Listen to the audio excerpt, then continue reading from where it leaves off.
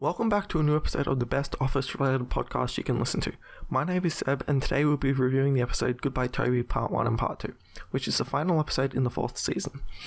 After that, we'll be discussing some topics that are brought up during the episode, such as did Michael do the right thing, did Toby go from just a weird friend to a creep when he was trying to talk to Pam, and does Dwight go too far? The episode was written by Paul Lieberstone and Jennifer Salata, and it was released on the 15th of May 2008. We begin the episode with the cold opening as usual. This is one of the best in my opinion. It begins with Dwight getting a phone call, he goes to answer it, but it doesn't work, and Jim picks up his phone and begins talking like he is Dwight. Dwight gets annoyed like he usually would, and Jim hangs up the phone. But again, Dwight gets another phone call. He tries to let it go to voicemail, but Jim answers it on his headset again. This time it is Pam. Dwight gets angry and tries to tell Pam that it's not him. Dwight then tries to reprogram it so it'll go to his office phone instead. He then gets a phone call to his office phone, which Jim has programmed to his headset as well. So he answers it again. Then, this is one of the best lines of the episode, and I'll play it right now. Oh, hello, Mutter. Good news. I've married. Tell Vater. Such a nice woman. This is one of the best lines of the series, in my opinion. So we begin the actual episode with Michael sitting at his desk. He's talking to the camera about Toby. Michael is obviously really happy about Toby leaving, as he's never really liked Toby, and always had a strong hatred towards Toby. We then see Michael sitting with the party planning committee. They are talking about what they are going to do for Toby's party. Angela holds up 2 photos of Toby, which have been taken on the same day in the same place, saying that this is pretty much all they have about Toby. Michael suggests that they need to throw him a big party. He suggests a New Orleans death parade. This party would end up costing a bit of money, as Michael is suggesting extravagant ideas. Angela points out and explains that they only have enough money for a cake and a few photos, followed by the fact that Toby won't actually be in the photos. Michael begins to pull $50 bills out his shoe. He states that it is from his grandmother, who is beginning to forget when certain dates are, and that's why he's been getting a few $50 notes a year for his birthday, and he's actually forgotten about it until now. Michael suggests an anti-gravity machine, which is when you drink a potion and makes you fly around and have fun. Angela disapproves of this and says that she will take no part in what Michael is wanting to do. Michael then turns to Phyllis and asks if she is willing to do all this, and Phyllis has always wanted to do this, so of course she accepts the job. We then cut to the introduction of Holly. Toby shows her around the office and what she will be doing. We then follow Pam into the break room as she is about to tell Jim her exciting news, that she got accepted into art school. Both are really happy and excited for her. Then they both realise that she has to spend 3 months in New York. They are both saddened by this, but both understand what kind of opportunity this is and how it will be good for them both. We then cut to the conference room as Pam is talking to the camera. She states that she wouldn't go if she didn't believe things were so solid with Jim, and then says the timing is perfect. This is the first time I've used perfect in here. But this is actually false. The first time we, the viewer, have heard her use the word perfect was in the 1st season, 4th episode, when she says perfect storm, referring to when Michael has to sign a bunch of paperwork on that day. We then transition back to Toby and Holly as he's introducing her to everyone in the office. Whilst he is doing this, Michael and Dwight are talking about what they are going to do to her in his office. Phyllis is in the conference room as she is on the phone with someone. She asks if they supply anti-gravity machines. She explains to the person on the phone that they make you feel lighter and gives a really bad explanation of what Michael said to her at the start of the episode. The person on the phone sounds confused, as they should be, and suggests if she actually meant antidepressants. Phyllis, wanting to impress Michael, asks to be put through with them. We then cut back into Michael's office just before Toby and Holly walk in. Michael, being himself and having a strong hatred towards HR, is defensive towards Holly at first, and calls her a female Toby. Michael explains to her that it is his job to make the office fun, and it is her job to make the office lame and boring. That they'll both have a struggle for power in the office, and in the end, Holly will never win. Holly picks up on the fact that Michael has a strong hatred towards HR and Toby, and she realises that she'll never actually be liked by Michael if she doesn't get him on her side. So she starts to insult Toby as well. She calls him boring and tells Michael that she almost fell asleep whilst listening to him. Michael then gets a sense that Holly is nice and not like Toby at all, and she tells her to call her Michael instead of Mr. Scott. We then cut to Michael talking to the camera, stating that he thought HR was a breeding ground for monsters, but now he believes not all monsters are bad. We will be back shortly after this ad break.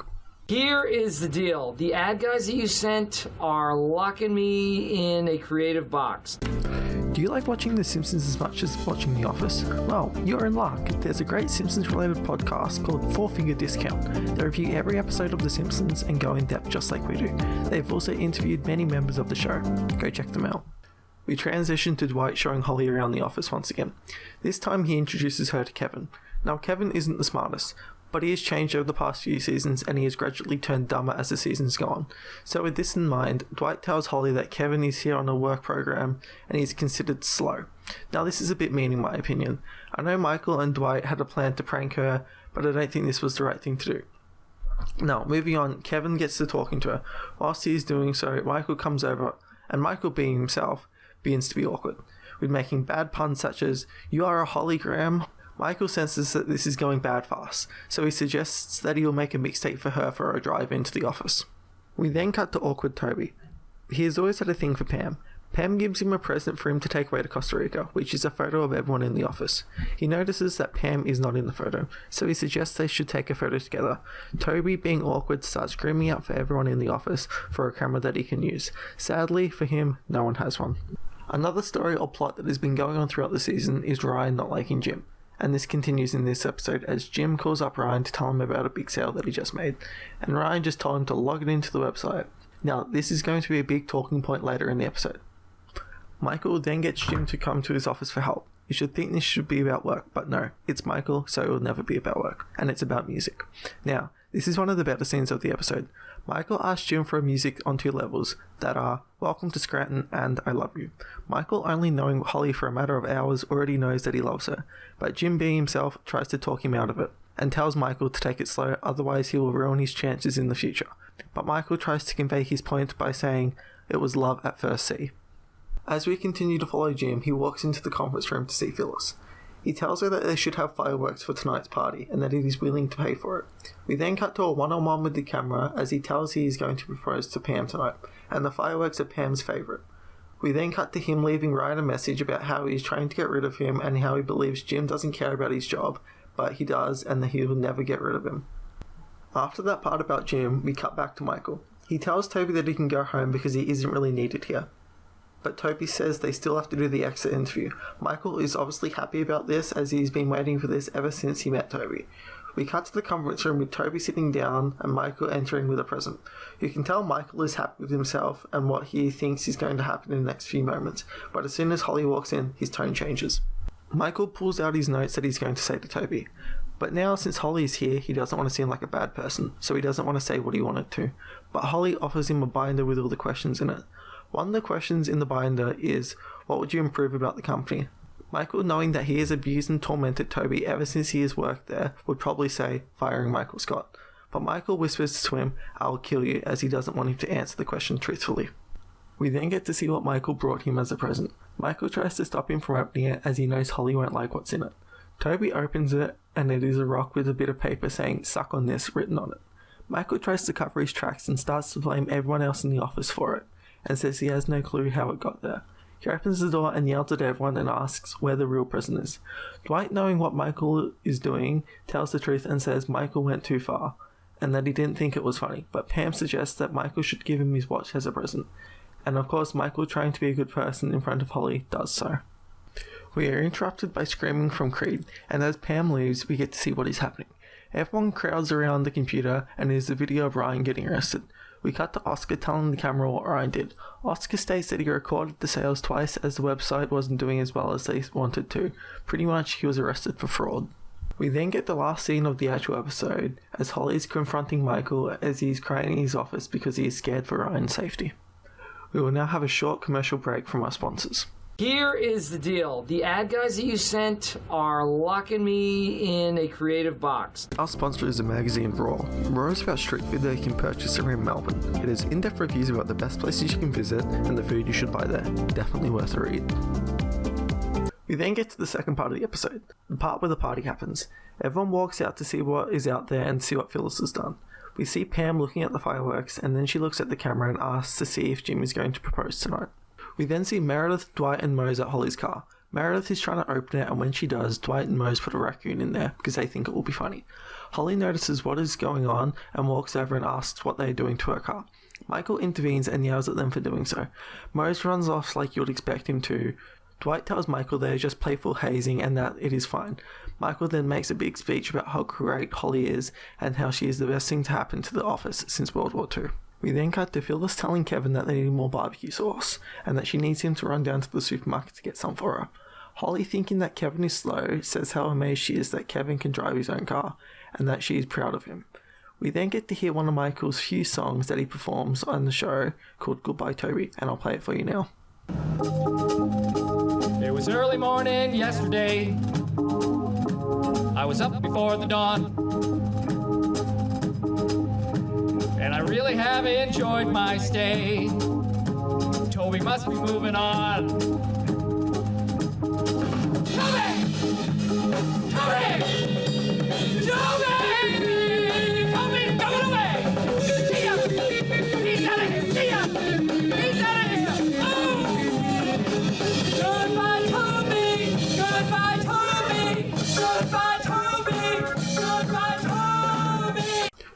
This is a great song in my opinion. Well, it's just funny, not really good singing or anything, it's just for comedy, but it did its job. Michael then gets a call from Kevin, telling him that he needs to come to the supermarket as soon as he can. Michael arrives at the supermarket and sees Jan there, and she's pregnant.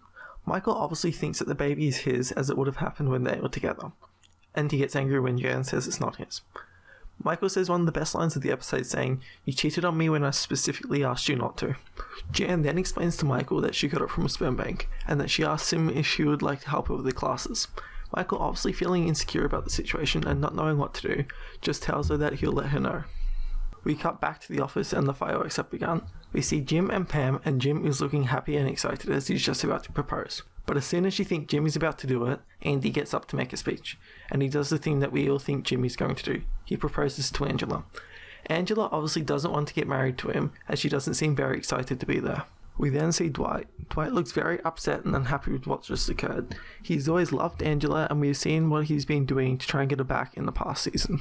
We finally get a return of creepy Toby. He's finally got a camera to take a photo of Pam, which he has always wanted, but Pam isn't very happy, as she thought she was going to get married to Jim tonight. Beginning to wrap up the episode, we see Holly asking Michael if he would like to get food with her. Michael, listening to the advice he was told by Jim earlier in the episode, he says no, so she takes Kevin with her instead. Kevin is happy about this because he thinks Holly is flirting with him, but she is just being nice because she was told false information about him. The final part of the episode is Toby leaving. Michael brings up Mike, the security guard, to escort Toby out of the building, because Michael believes he might steal something on the way out. We end the episode with Michael calling up Jan and saying that he will come to her classes with her. Okay, now for the discussion part of the episode. We have Cooper, who has called in, and he'll answer and give his opinion on some parts of the episode. Alright, Cooper, how you been today? Yeah, not too bad. Yourself? Yeah, I've been pretty good. Okay, first question. Does Michael do the right thing, as in should he help Jan with her birthing classes? Well, I believe he does. Michael's always wanted to be a father, and he believes this is the only way he can become a father. Well, the closest thing to a father, that is. Having a baby is a really hard job, but doing it by yourself would just make it even harder. So I would say so, yes. Okay, next question. Does Dwight go too far? Well, I really don't know on this one. He's told Holly that Kevin is slow, and the only reason he is here is because of a work program. He has also put a raccoon in her car as well. I honestly don't think this has gone too far, but I can see how people may think differently. Okay, last question. Was Toby just creepy in this episode? Oh yeah, he was really creepy in this episode. He knows that Pam is dating Jim and all, and he was just being really creepy. I know that's just his story, that he likes Pam and always has, but this episode he's gotten so weird and creepy. He spent pretty much the whole episode searching for a camera just to get a picture with her. I don't think this was the right way to send off Toby. Okay, that's all the questions we have. Thank you for coming on. No worries. Thank you for having me. Well, that's the episode finished, and that's all we have time for today. Hope you guys enjoyed, and hopefully you come back to listen to another podcast. And thank you for listening, and thank you for everyone for the input and for sharing their opinions. Goodbye.